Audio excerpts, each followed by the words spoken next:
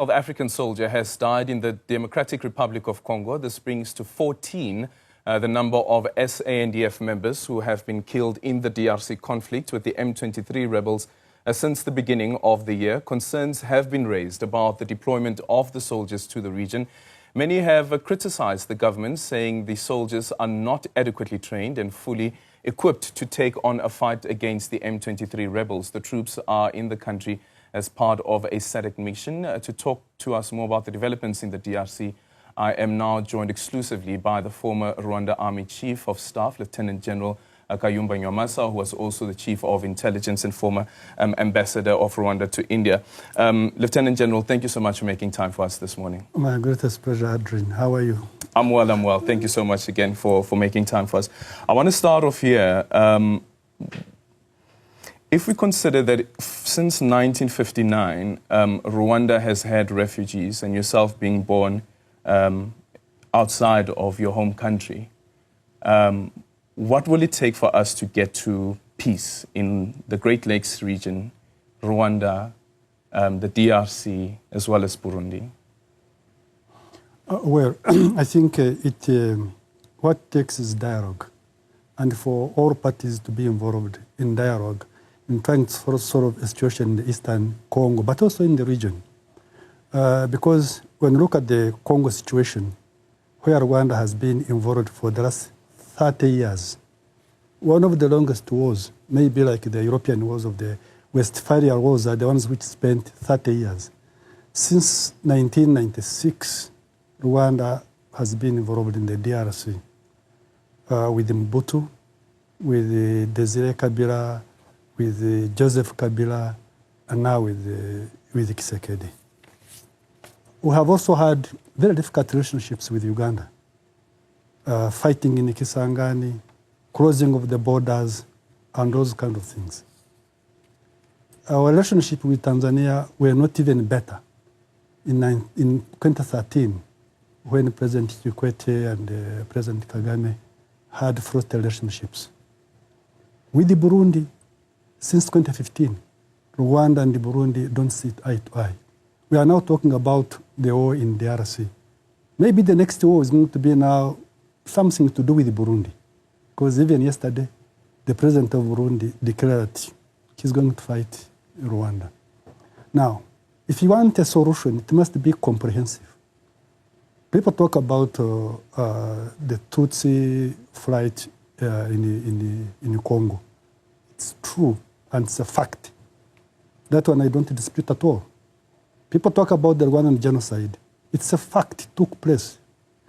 But if you're going to solve the problem of the region, you're not going to solve the problem of the Tutsis by declaring war on other people and think you're going to solve the problem of the Tutsis and even solve the problem of the genocide. If you look at the DRC, we talk about 100,000 Tutsis who could have run out of Congo into Rwanda. But how many millions of other tribes, the Barega, the Bahunde, the Bahutu in Congo, the Nande, all those have been running away for the last 30 years. Now, suppose you were to go in there and liquidate the FDLR. How are you going to do it? You only be able to do it when you are fighting the FDLR in Congo. So even today, remove M23 and you go in now to fight the FDLR. It means, again, that is another war that's going to make people again displaced. So what is the solution? The solution is, first of all, Congo to talk to the M23. Rwanda to talk to its adversaries, because Rwanda has got a lot of adversaries. Even in this region alone, in South Africa, in Malawi, in Zimbabwe, in Mozambique, the majority of the refugees are Rwandese. But when you talk to Rwanda, they just indicate as if there is no problem in Rwanda. Why are these people still in exile? It's simply because they don't feel safe. And if they support the FDLR, why do they support the FDLR? So what would you say has made peace elusive for the region, specifically also looking at the role of Rwanda? Absolutely. If you don't do that, if you don't look at even if today you solve the problem of the M23, the Rwandan situation will remain, because the refugees who are in Mozambique, in Malawi, in Zimbabwe, in Zambia, in Uganda. They won't disappear. They will not disappear. They'll be everywhere. So you cannot therefore say, if I solve the problem of the FDLR, rather the problem of M23, the problem is solved. The FDLR situation is going to remain. So what is the solution that is being given? Liquidate and eliminate the FDLR. What does it mean? Kill them. How can the governments meet and they're talking about liquidation of citizens of a country? Now they talk about genocide. It took place. I was there. I'm one of those who helped in stopping the genocide, and I'm Tutsi. So this is something I'm talking from the position of understanding. But since that time, has Rwanda ever sat to discuss with the people it ever defeated? No. Yeah. Just quickly on the FDLR. Yes. Quite recently, we had a press briefing with our Minister of Defense, the Deputy Minister of Defense, as well as our International Relations Minister. Yeah. And the minister was then explaining, this is now the Defense Minister, Enji Mutseha, explaining what happened when there was the firing of shots, as she describes it, over their heads in the Sake region. She then says that it then emerged that the shots were actually fired from the DRC into Rwanda, and Rwanda then had to retaliate. Is that your understanding of what is going on here as well? That it is the FDLR that are also being seen by Rwanda as aggressors who are based in the DRC with the backing of President Felix Tshisekedi? I have no reason to believe that Rwanda should not be concerned about the FDLR. Any country that has got people, the enemy is armed, has to be concerned. But how do you solve it? You solve it by talking to those people and looking at their concerns.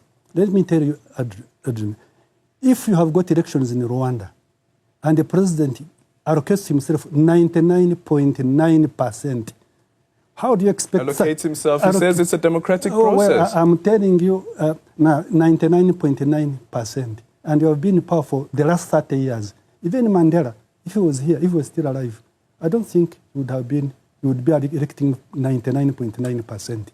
So you must also look at why are these people oppose the government of Rwanda. And when I talk about the refugees, don't talk about the people who are in Congo, the FDLR only. How about the refugees in these countries I've told you? In Malawi, in Zimbabwe, in Zambia, in Mozambique, in Europe, everywhere. And by the way, including the survivors of genocide.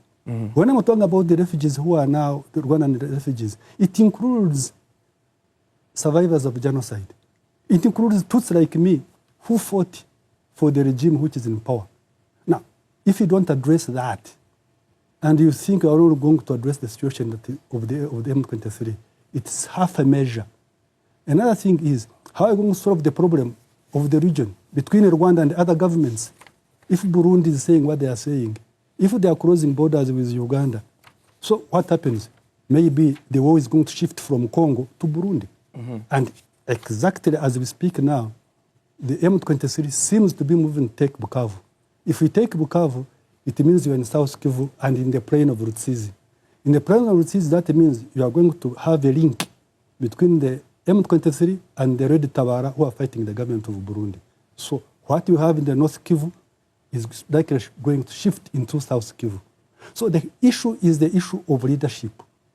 When you talk about political will, you cannot only talk about the political will of President Tshisekedi, and you don't talk about the political will of President Kagame. It must go hand in hand. It must be in tandem.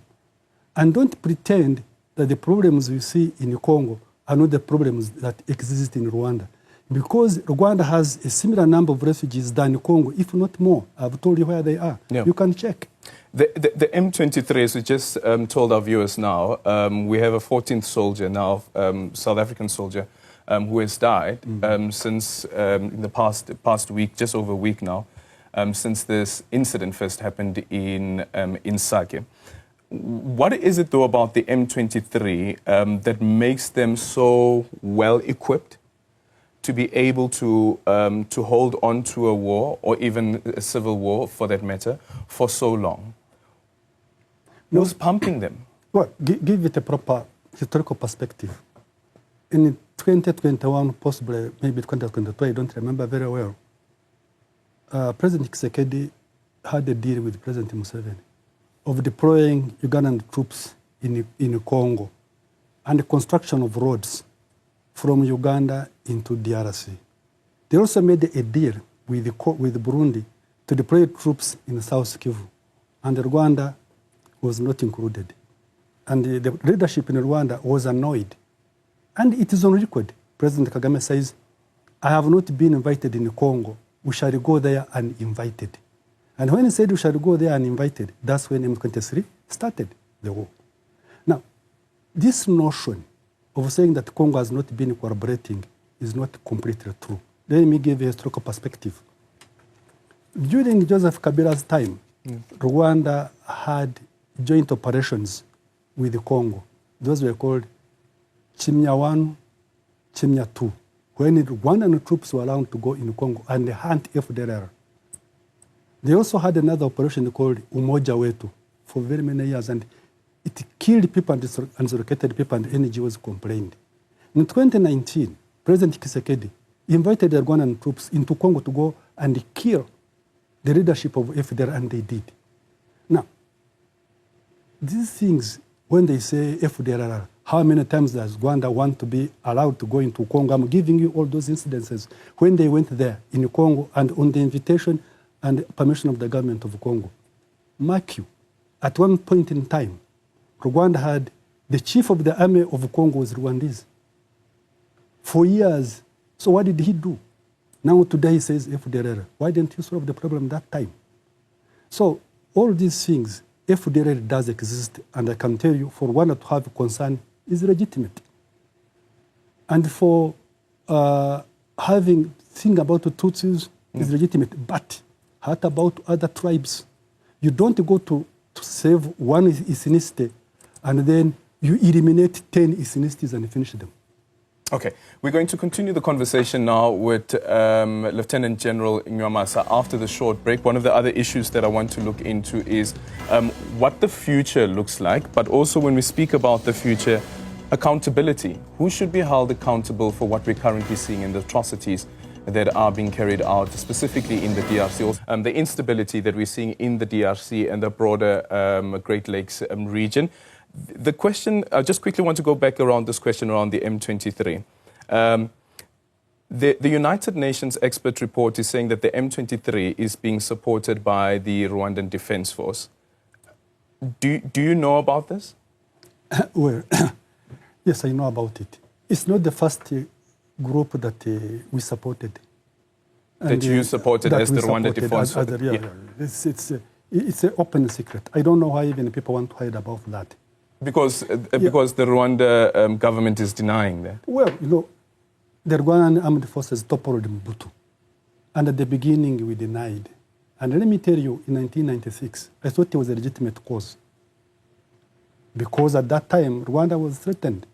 And they had to defend themselves. But after overthrowing Mobutu and returning of the refugees, we should have changed our course. It should have been Rwanda talking to the DRC on how we can be able to live together. Number two, there is a misconception that M23 is a Banyamulenge thing. That's not true. The Banyamulenge thing is a long time ago.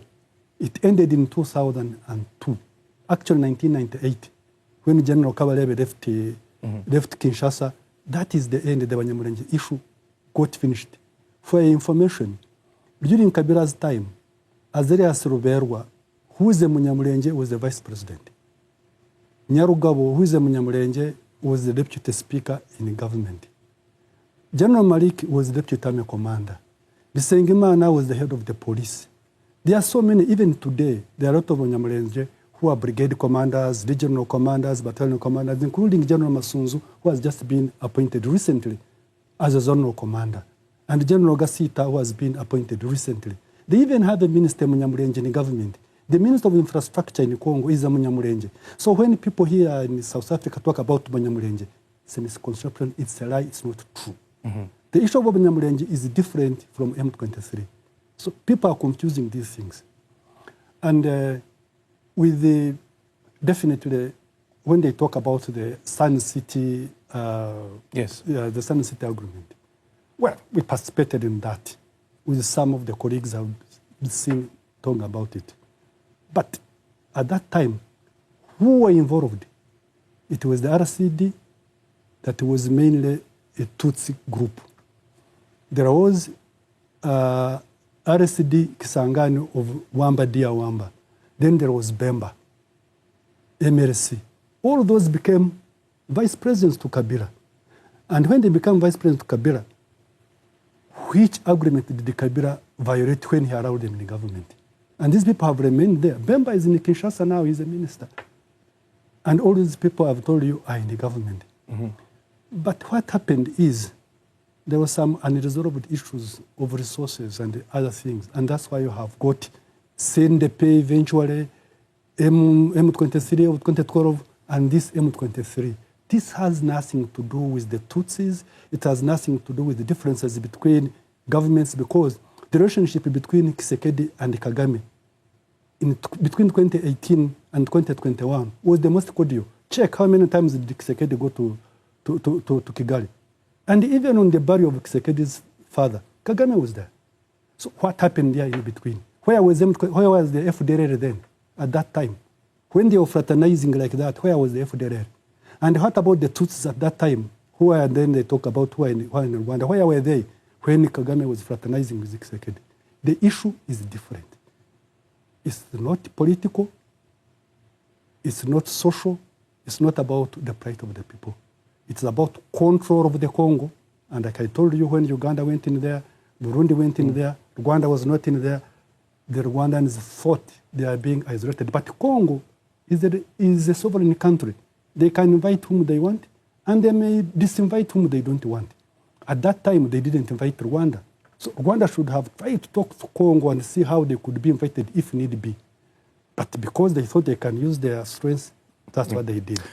So control of the Congo means control of the mineral wealth of the nation? Mainly. Mainly. And to do that, you need to control the politics. Yeah. Mm-hmm. So who are the actors that are behind all of this? Who are the people that are pulling the strings?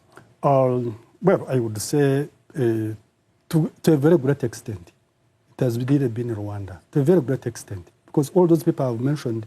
But is it Rwanda acting on its own? Is it being propped up by other nations, foreign nations? I don't think so. But I think in a way, for other reasons, Rwanda has done other things and can be tolerated. Not that they want them to take Congo for their own benefits, because they can do it without them. They can still be able to do it without them. And I think Tshisekedi would also don't mind to work maybe with those other foreign forces we are saying. I never saw when I was there, and even today, that another government is pushing Rwanda to be able to do that. I hear people say it could be possible now, but at that time I never saw that kind of situation. Yeah, and the reason that I asked this question as well is we've shared with our listeners, our viewers during the week a Business Day report. Yeah. This is in relation to a report from the United Nations, a midterm report by a group of experts that said that the M23 forces in April 2024 managed to seize Rubaya, including its mineral production. Mm. And based on that, a road was also built that would lead into Rwanda. Mm. And once the minerals then get into Rwanda, they would be certified as minerals from Rwanda. Yeah. And that's a point that has been stressed by the ambassador of Rwanda, the ambassador of the DRC to the United Nations. Amongst the calls that she's making as well is that there should be an embargo on minerals being sold from Rwanda because those are minerals that are actually coming illegally from the DRC. That is true. That is true, but you don't need, Rwanda doesn't need to have support of the government to do that. They do it and they sell them to international companies who are ready to pay money. But Rwanda's influence and possibly the impunity you see is based on other things. For example, going to Capo de Gallo and they secure French interests. Then the French interests are going to keep Rwanda's situation in Congo under wraps. Then the British, Rwanda makes a deal with the British to take some refugees from Britain to Rwanda. And when you do that, then Britain is going to keep quiet about it. then you are going to have, let me say, the United States of America. Rwanda does certain actions which possibly Americans feel helps them in let me say, Central African Republic, where Rwanda is deployed and the Russians are deployed in there, and then definitely the Rwandans are there, and maybe they talk to the Americans for whatever reason. So these things go on like that. But Rwanda has been taking Congolese resources really for a long time. Was it even during your 10 years Chief of Staff? How did you guys do it? Yeah. How did you do it during your time as the Chief of Staff? So it's not the soldiers who do it. Mm-hmm. It is the civilian Rwandan companies, Crystal Ventures and others who do it. What the soldiers do is that for them, they just capture the area, and no soldier in Rwanda, by the way, they are very disciplined soldiers. The Rwandan soldiers are very disciplined, very well trained, and extremely professional. They don't go into mining, never. It is the civilian companies who are under the ruling party, the RPF, who do the mining, who do the selling, and the soldiers are not involved at all. But they play a role, though, in terms of the security. Absolutely. Yes. They play safe passage. They do escort those things, they escort for them. Yeah, that's they do. I will quickly want to bring you in on the SADC meeting and the resolution that was made there. Part of the resolution is to mandate the SADC organ, a Troika of Defense and Security Cooperation, to engage all state and non-state parties to the conflict, to a ceasefire process, to protect the lives and facilities and smooth flow of humanitarian support. But there's also then the call to have the defense ministers, chiefs of defense and troops contributing to the countries, to the DRC, to ensure that the SAMI DRC troops are safe and facilitate immediate repatriation of the deceased troops and so forth. Is this the right approach? And SADC is also saying, like the EAC had said, let's have a dual summit. Absolutely. I agree. Engagement is the best thing to do. These issues are not going to be resolved by war. I've told you this war has been going on for the last 30 years. And simply because it has been held piecemeal. While we were discussing the issues of Congo and Rwanda, there has never been any discussion between the issues between Burundi and Rwanda. But even the Rwandese themselves, between the Rwandese themselves, the Rwandese who are outside the country and the Rwandese and the government of Rwanda, that has never been done. Even if today, like I told you, we are going to solve the problem of the M23, the Rwandese opposition will always remain there, in Congo and everywhere. So when you talk about the meeting of ministers of defense, the chiefs, that's fine and that's good. It's the best way to go. Yeah. But then what are they going to address? If they are going to address only the M23, in 3-4 years, we shall have an M23 4 or 5. And the President Museveni is saying as well, and I know that you say that it's not entirely true that the DRC doesn't want to participate, but he is saying that we will force President Tshisekedi to actually speak to the M23 and engage the M23, because that needs to happen. Yeah. Well, they can force him to talk with M23 and even come with a piecemeal resolution, just like they did in 2002 and 2009 with CNDP, in 2013. But even when Tshisekedi is gone, if you have not solved the fundamental problem of the DRC, still there will be something else that's going to come. Yeah. So they must be able to look at some of these things. Forcing Tshisekedi is one thing. They don't need to force him anyway. I think you should accept to talk to them. But you should ask Rwanda to also talk to the people who are opposed to Rwanda, because there is no way it's going to have the M23 gone, and then you have Rwanda and these other people, again in Congo, displacing people, saying that they are looking for the FDLR. Otherwise, you are going to have a problem. Lieutenant General, quick 2 questions. Yes. This is now on you as the individual. Yeah. Is your life still under threat? Well, you know, I cannot be able to guarantee. I'm not hunting myself. Somebody else is hunting me. Maybe you should be able to answer the question and say they have stopped. Okay, let me ask you this one. Do you still fear for your life? Oh, a lot of Rwandese fear for their lives. That's why hundreds of thousands of Rwandese are in exile. So just like other people, even me, it's the same thing. And you still believe that President Paul Kagame is behind it? Because, you see, I'm not arranging anything.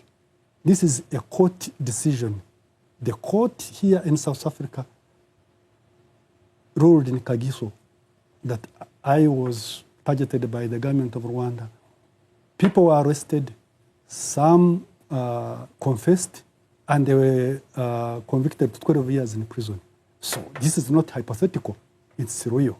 Mm-hmm. Yeah, so yeah, that's true. It's a fact. And my friend here was killed. Patrick, yes. Patrick Karegeya. And then even the court in Rwanda also ruled that the people who killed him came from Rwanda, sponsored by Rwanda, and they are actually now in Rwanda. Mm-hmm. And this is the court. This is a court decision. It's not an allegation. It's a court decision. You may not believe me, but at least believe your courts. Yeah, but that court's decision also makes reference to the Spanish indictment. Yeah. The Spanish indictment then fall away, but now we understand that it has been revived again back in 2017. Mm-hmm. Have you heard anything from the Spanish as well? And what's your take on the allegations that you also played a key role in during the genocide and the killing of Spanish people? No.